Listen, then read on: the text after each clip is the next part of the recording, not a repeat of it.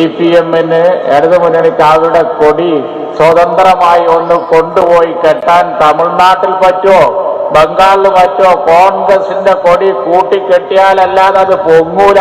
ഈ കേരളത്തിന്റെ അപ്പുറമുള്ള ഒരു സ്ഥലത്തും അതൊന്ന് പൊക്കാൻ കഴിയില്ല.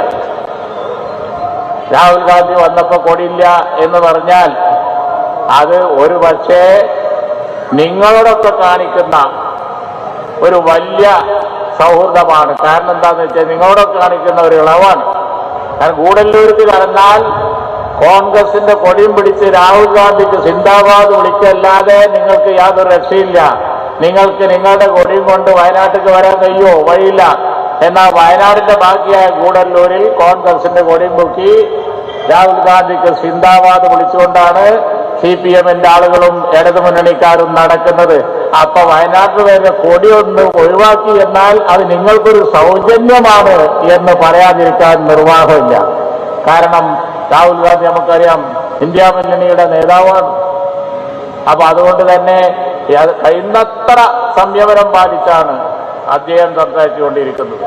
അതുകൊണ്ട് ഞങ്ങളെ കൊടിയും വടിയും മാത്രം നോക്കണ്ട, നിങ്ങളുടേതും സ്വതന്ത്രമായി ഈ രാജ്യത്ത് പിടിക്കാൻ നിങ്ങൾക്ക് കഴിയാത്ത സ്ഥിതിയുണ്ട്. ബംഗാളിൽ ചെന്നാൽ നമുക്കറിയാം കോൺഗ്രസിന്റെ സഹായം വേണം. അതുപോലെ തന്നെ ഇന്ത്യ രാജ്യത്ത് എവിടെ പാർലമെന്റിലെത്തണമെങ്കിൽ തമിഴ്നാട്ടിൽ നിന്ന് കോൺഗ്രസിന്റെ സഹായം, ലീഗിന്റെ സഹായം, അതുപോലെ തന്നെ DMK-യുടെ സഹായം ഒക്കെ ആയിട്ടാണ് ഇടതുമുന്നണി അവിടെ CPM-ന്റെ ആളുകൾ അവിടെ എത്തുന്നത്. അപ്പൊ അതുകൊണ്ട് തന്നെ രാജ്യത്ത് BJP-യെ തടയാൻ വേണ്ടി ഏറ്റവും അധികം ശ്രമിക്കുന്ന രാഹുൽ ഗാന്ധിയെ പോലുള്ള ഒരു നേതാവ് മത്സരിക്കുന്ന വയനാട് മണ്ഡലത്തിലൊക്കെ വേണ്ടിയിരുന്നത് ഇത് രാഹുൽ ഗാന്ധിന്റെ മണ്ഡലമാണ്, ഞങ്ങളുടെ മണ്ഡലമെന്നുള്ളതിൽ അവർ ഒഴിവാക്കി കൊടുക്കുകയായിരുന്നു വേണ്ടിയിരുന്നത്.